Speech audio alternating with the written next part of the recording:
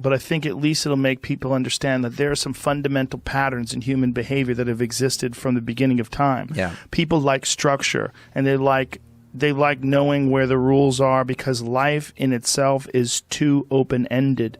There's too much existential angst. There's too many confusing questions that can't be answered. So first of all, it's about 5% of men, mostly, who are criminals. But 95% of the criminal activity is created by a very small proportion of that criminal population.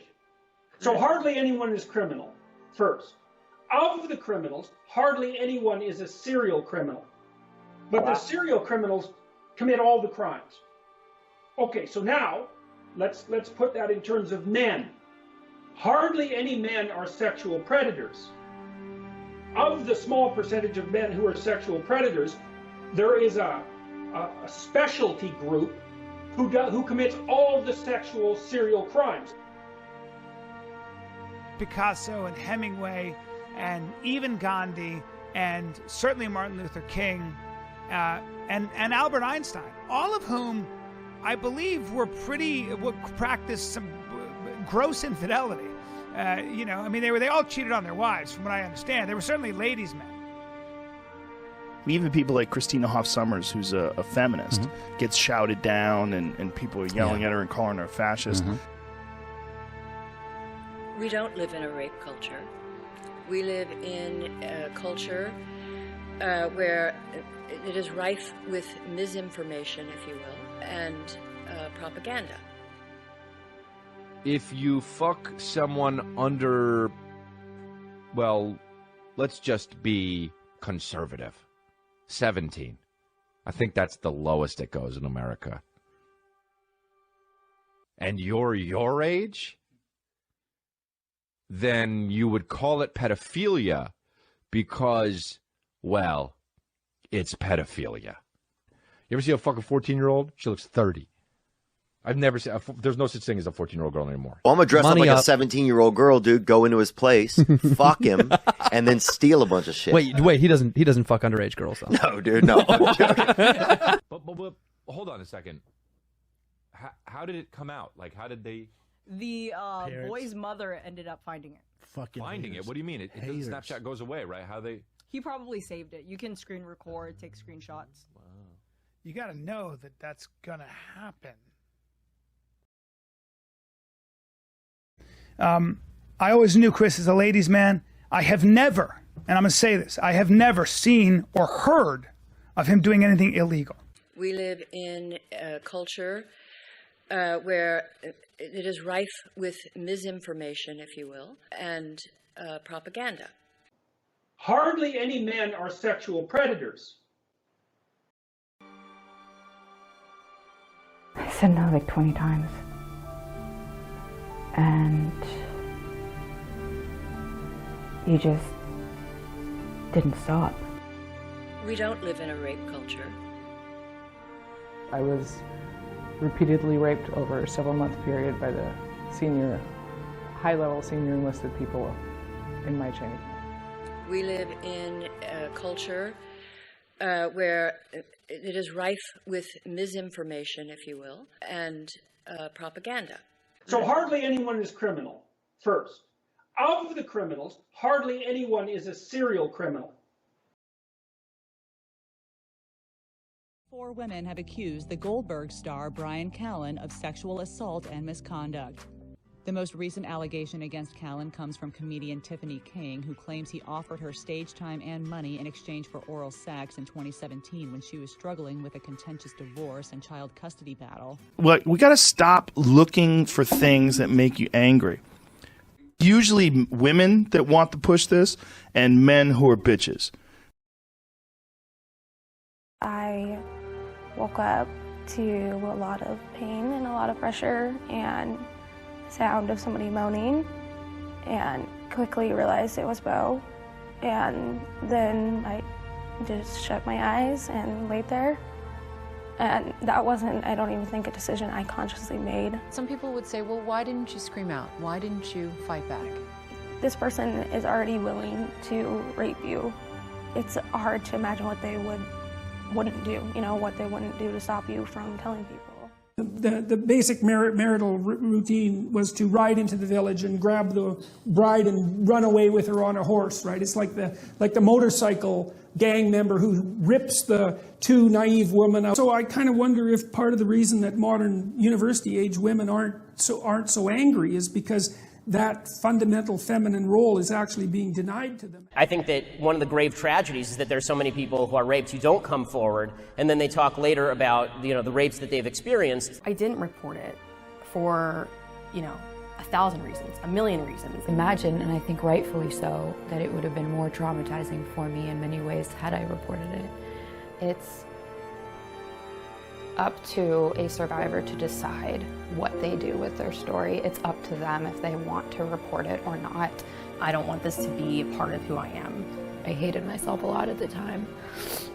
We are violated, we are harassed, we are touched, we are trapped, we're scared. So this is me saying that I categorically and absolutely deny all the allegations against me.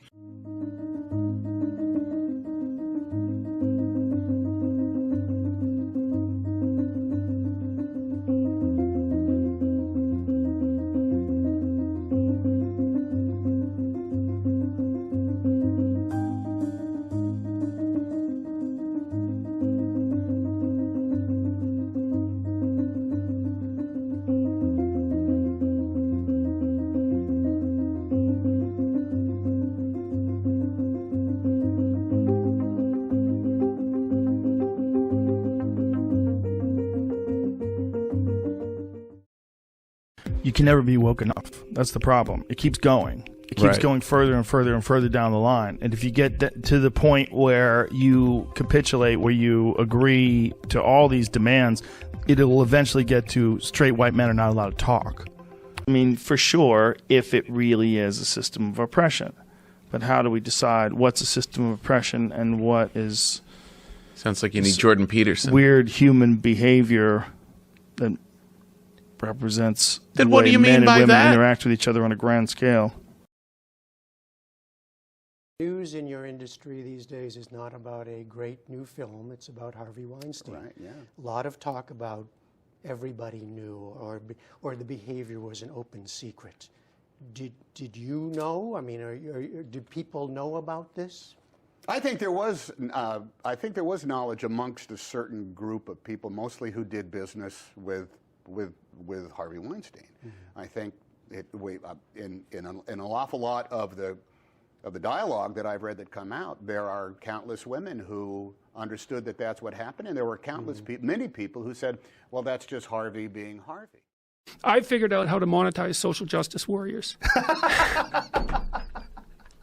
That is what it is. I know, it's so funny. I just can't believe it. During a trip to Zorro Ranch, his massive compound surrounded by government land in the New Mexico desert. Epstein took my sexual innocence in front of a wall of framed photographs of him shaking hands and smiling with celebrities and political leaders. I was only 15 years old. You stayed with him, you were a visitor, a guest on many occasions at his homes, and nothing struck you as suspicious? Nothing. During that whole time? Nothing. Just for the record, you've been on his private plane? Yes. You've been to stay on his private island? Yes. You've stayed at his home in Palm Beach? Yes. You've visited Ghislaine Maxwell's house in Belgravia in London? Yes. So, in 2006, in May, an arrest warrant was issued for Epstein for sexual assault of a minor.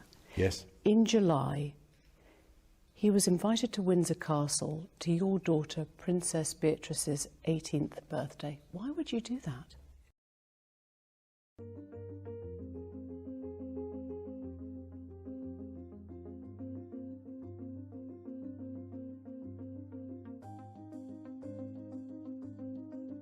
I've been struggling with depression for about 4 years. It's more anxiety and sadness, the kind of depression I have. I have medicines to, like, boost my, my happiness, but those don't always work. I had thoughts of hurting myself, cutting myself, killing myself even. I got very close twice.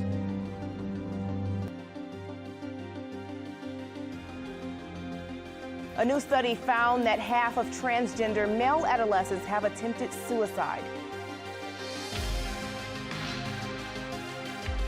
Leela Alcorn was born a boy but was living as a girl, something her family reportedly did not support. The note she left behind gives a heartbreaking glimpse into her suffering. 26-year-old Ashley Hallstrom wrote, quote, "From a very young age, I was told that people like me are freaks and abominations, that we are sick in the head and society hates us. This made me hate who I was. I tried so hard to be just like everyone else, but this isn't something you can change. I can't stand to live another day, so I'm committing suicide." Logan City, Nevada police say Hallstrom appeared to intentionally walk into traffic and was fatally hit by a dump truck on the highway.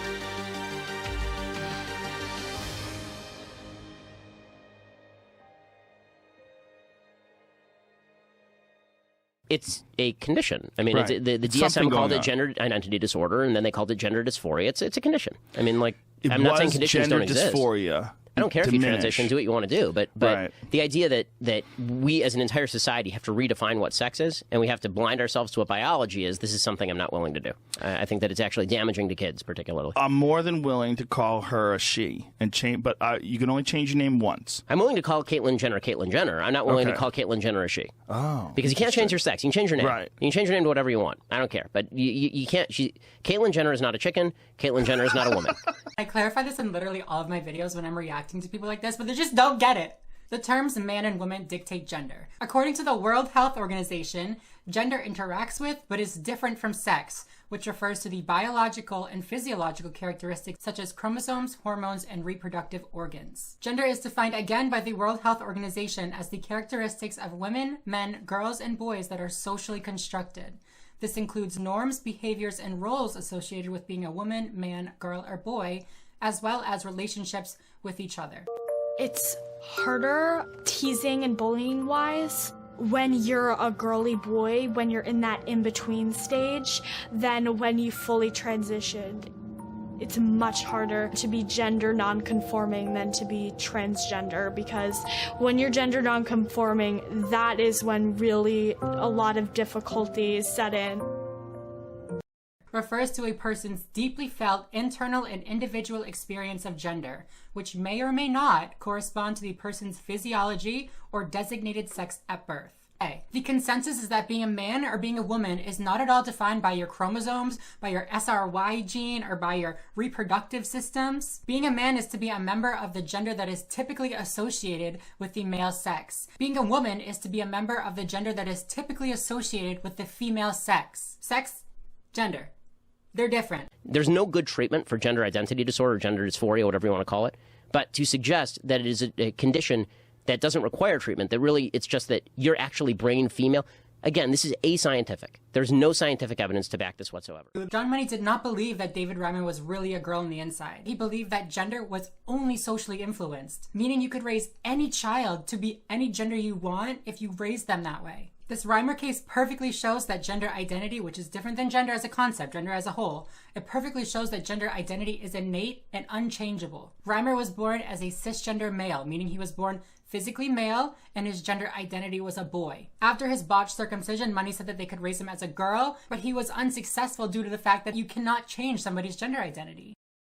Majority of children with gender dysphoria will not grow up to be transgender adolescents or adults. But I think the challenge is that we're not able to definitively predict for whom gender dysphoria will continue and for those that it may not continue. I much prefer to take care of conditions that have been well researched and well studied for 50 years, and that is not the case here. We just really need good research that we don't have yet. Now, the presence of abnormal development does not mean that sex is a spectrum. To suggest otherwise, it would be the same thing as saying that because one child every few thousand is born with 3 toes, this means that the number of toes in the human being is a spectrum. It literally does. Yes, if you want to get all technical about it, the number of toes that a human can be born with is a spectrum. Now, as is often the case, when I'm digging into a difficult problem, I see what Noam Chomsky has to say about it. You recently signed on to a letter decrying cancel culture. Now, a lot of people have different ideas about what cancel culture is and what you meant and everybody else meant by signing that letter. So I wanted to ask you directly, what was your sense of what that letter was trying to accomplish, and why did you sign it? Well, first of all, the letter didn't talk about cancel culture, didn't mention it. There is a cancel culture, which the letter didn't discuss. If I'd written it, I would have discussed it. There's overwhelming resort to cancel culture on the part of the mainstream establishment. It's their bread and butter. I can give you plenty of examples from my own experience, ranging from being cut off at the last second from talking on NPR because an executive didn't want me to be on, to closing an entire publisher and destroying all its stock because an executive didn't want a book of mine to distribute, and plenty more in between. And for me, it's minor. For others, it's much worse. That's just constant. What I understood the letter to be about is kind of a anodyne comment in favor of freedom of expression, aimed at telling small segments of the left that they're making a mistake, both in principle and tactically, if they adopt the principles of the mainstream. They're making a mistake, and I tell them directly. So if you don't like Charles Murray giving a talk, the wrong way to deal with it is to break up his meeting. It's wrong in principle, and it's a gift to the far right and to him.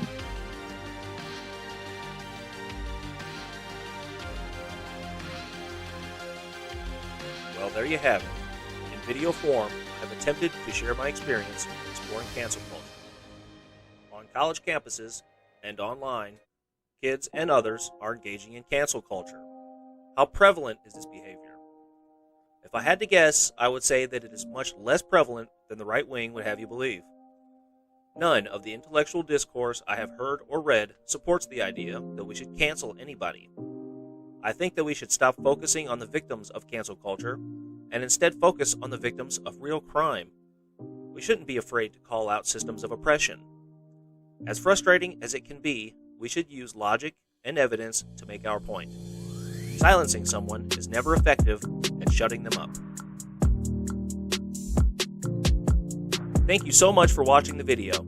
Please subscribe to the YouTube channel. Me and Tony are now shooting the Exploding Star podcast live on Twitch every Sunday at 9:15 Eastern, so come on over and say hello. It means a lot for us to be able to engage with people on important issues and share ideas and opinions. See you next time. Bye.